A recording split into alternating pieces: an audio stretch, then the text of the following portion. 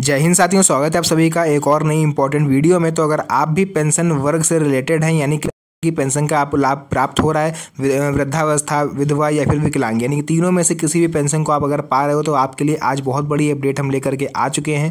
Government के द्वारा officially update आ चुका है, क्योंकि इन सभी की पेंशन इंक्रीज होने वाली है। 1 फरवरी 2025 को बजट पेश हुआ था, उसमें कई राज्यों को बजट ज़्यादा अलॉट हुआ था पेंशन के लिए, तो कुछ राज्यों ने उसको समय समय पर धीरे धीरे वो लोग जो है योजनाएं सामने लेकर के आ रहे हैं, जिससे आपको फ़ायदा मिल सके। तो होली से पहले ये कोशिश करी जा रही है गवर्नमेंट के द्वारा कि आपकी जो पेंशन है उसको इंक्रीज़ किया जाए। बाकी जो भी डिटेल है आगे हम आपको वीडियो में बताएंगे, तो वीडियो में एंड तक बने रहिएगा। सबसे पहले अपनी वीडियो को स्टार्ट करते हैं। यहाँ पर आप लोग को हम लेकर के आ चुके हैं अपने मोबाइल फ़ोन की स्क्रीन पर, और यहाँ पर आप लोग पढ़ पाओगे, लिखा है भारत में विधवा महिलाओं की आर्थिक और सामाजिक सुरक्षा सुनिश्चित करने के लिए सरकार कई पेंशन योजनाएं चला आ रही है। अब यहाँ पर देखिए, जो वृद्ध लोग अगर आप लोग देख रहे हो, ये विकलांग हो, तब भी आप लोग इस वीडियो को पूरा देखिएगा, क्योंकि आगे हम आपको इसमें बहुत बड़ा अपडेट बताने वाले हैं। जो चीज़ विधवा लोगों के लिए लागू होगी वही दिव्यांग लोगों के लिए भी लागू होगी। सेम चीज़ है, बस नाम यहाँ पर विधवा महिलाओं को लिखा हुआ है, क्योंकि इनके लिए अभी तक बजट अलॉट होना था, वो हो चुका है। वृद्ध और दिव्यांग लोगों का बजट आना बाकी है, जैसे ही वो आएगा उसको भी अलॉट कर दिया जाएगा।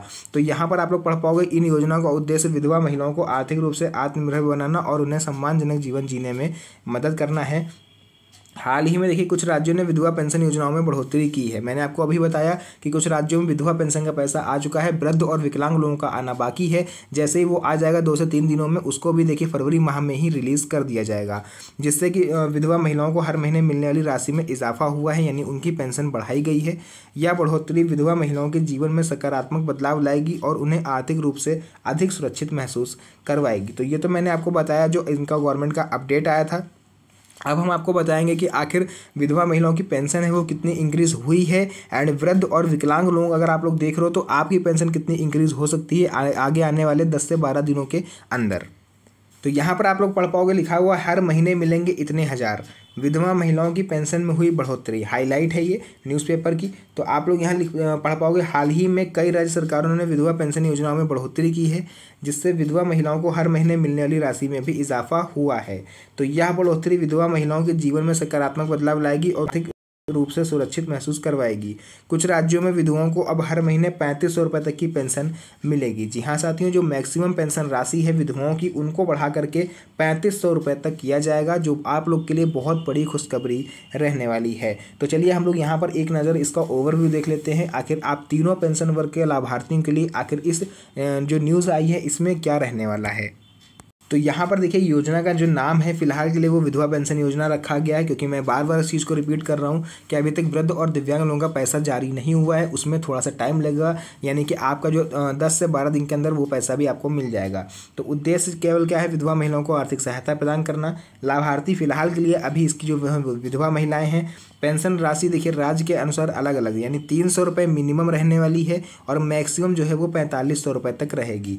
आयु सीमा जो रहेगी वो 18 से 60 रहेगी, जो कि राज्यों के हिसाब से अलग अलग हो सकती है। आवश्यक दस्तावेजों की बात करें तो आधार कार्ड, बैंक खाता विवरण, आय प्रमाण पत्र वगैरह जो भी चीज़ें हैं आगे हम आपको क्लियर कर देंगे, तो वीडियो को एंड तक देखिएगा। तो यहाँ पर आप लोग देख सकते हो, विधवा पेंशन योजनाओं में हालिया बढ़ोतरी, यानी अभी कुछ दिन पहले ही इसमें बढ़ोतरी होकर उठी है। अभी वो बढ़ा हुआ पैसा गवर्नमेंट दे नहीं पाई, एंड फिर से उन्होंने बोला है हम इंक्रीज़ करेंगे। तो अब ये किस हद तक सच है बात, किस हद तक झूठ है, ये डिपेंड करेगा राज्य सरकार के फैसलों पर, क्योंकि भाई बोलती तो बहुत कुछ है, इतना करती नहीं है। पेंशन राशि में वृद्धि, कई राज्यों ने विधवा पेंशन की राशि को बढ़ाया है। उदाहरण के लिए कुछ राज्यों में अब विधवाओं को 3500 रुपये प्रति माह मिलेंगे, जो पहले 2000 थे।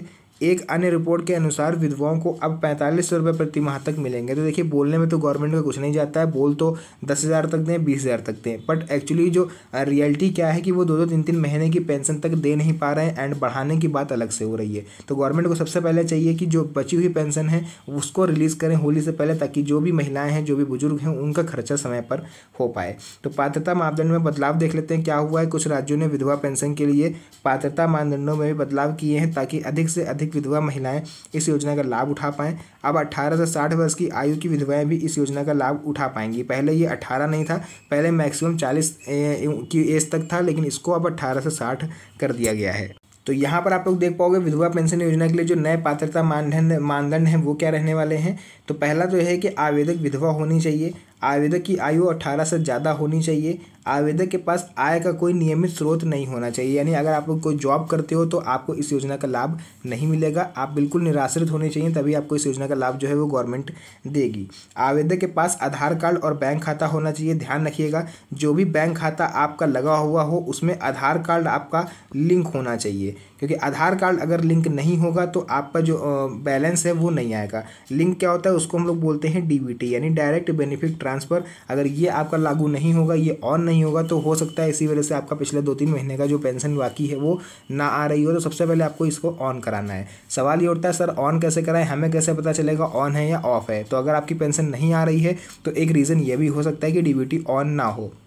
तो आपको सिंपली अपना आधार कार्ड लेकर के चले जाना है बैंक, एंड वहाँ पर जो भी अधिकारी कर्मचारी मिलेंगे आप उनसे बोलोगे डीबीटी ऑन करने के लिए, तो वो मात्र 10 से 15 मिनट का समय लेंगे, आपका डीबीटी सिस्टम ऑन कर देंगे। एंड हो सकता है नेक्स्ट मंथ से आपकी पेंशन है वो परमानेंट आने लगे। देखिए, कुछ राज्यों में आवेदक और राज्य का मूल निवासी होना भी आवश्यक है। तो ये तो हो गया इसके पात्रता मापदंड। अब ऐसी महिलाओं की हम बात करते हैं जो इसके लिए न्यू आवेदन करना चाहती हैं। उनके लिए हम यहाँ पर बता देंगे कि वो लोग आवेदन कैसे करें ताकि उनका फॉर्म एक ही बार में एक्सेप्ट हो जाए। तो यहाँ पर आप लोग पढ़ पाओगे, लिखा हुआ है विधवा पेंशन योजना के लिए आवेदन करें। विधवा पेंशन योजना के लिए आवेदन करने की प्रक्रिया राज्य के अनुसार अलग अलग हो सकती है। हालांकि अधिकांश राज्यों में ऑनलाइन और ऑफलाइन दोनों तरीके से इसका आवेदन कर सकते हैं। तो हमने आपको दोनों ही तरीके बताएंगे ताकि आप लोग जिसमें ज़्यादा कंफर्टेबल हो उसको यूज़ करिएगा। ऑनलाइन तरीका ये है कि आवेदक राज्य सरकार की सामाजिक न्याय और अधिकारिता वेबसाइट पर जाकर आवेदन कर सकती हैं। यानी आपको इसकी NSAP करके जो ऑनलाइन इसकी वेबसाइट होती है वहाँ पर आप लोग जाओगे तो वहाँ से आप लोग इसके लिए ऑनलाइन आवेदन कर सकते हो। ऑफलाइन आवेदन अगर आप करना चाहते हो तो आपको अपने नज़दीकी पंचायत कार्यालय, अगर आप ग्रामीण क्षेत्र के हो तो आपको पंचायत कार्यालय, या फिर शहरी क्षेत्र के हो तो आपको तहसील कार्यालय, है ना, तहसील कार्यालय या फिर नगर निगम ऑफिस जाकर आप इसके लिए आवेदन कर सकते हो। एंड सबसे बेस्ट ये रहेगा अगर आप लोग समाज कल्याण विभाग ऑफिस जा पाओ तो, क्योंकि वहाँ पर आपका जाओगे तो आपका एक ही दिन में सारा काम एक ही जगह पर हो जाएगा। क्योंकि अगर आप पंचायत कार्यालय या नगर निगम से आवेदन करते हो तो वहाँ से भी वेरीफाई होने के लिए वो लोग समाज कल्याण विभाग ऑफिस ही भेजते हैं। तो आपको जो एक स्टेप अगर बचाना है, आप लोग चाह रहे हो जल्दी आपका अप्रूव हो जाए, तो आपको समाज कल्याण विभाग ऑफिस जाना चाहिए। वहाँ से आपका फॉर्म अप्रूव होने के ज़्यादा चांसेस हैं और जल्दी काम हो जाएगा आपका वहाँ पर। तो यहाँ पर हम आपको बता देते हैं आपके पास डॉक्यूमेंट कौन कौन से होने चाहिए अगर आप आवेदन करना चाह रहे हो तो।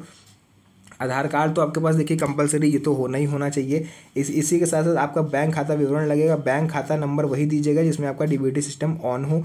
आय प्रमाण पत्र लगेगा, अगर आप कोई जॉब ये करते हो या फिर आपके घर में कोई ऐसा मेंबर है जो आपको पालन पोषण कर रहा है तो उसका आपका आय प्रमाण पत्र लगेगा। हालांकि ये सभी मामले में कंपलसरी नहीं है, अगर ये नहीं भी होगा तब भी आपको काम हो जाएगा।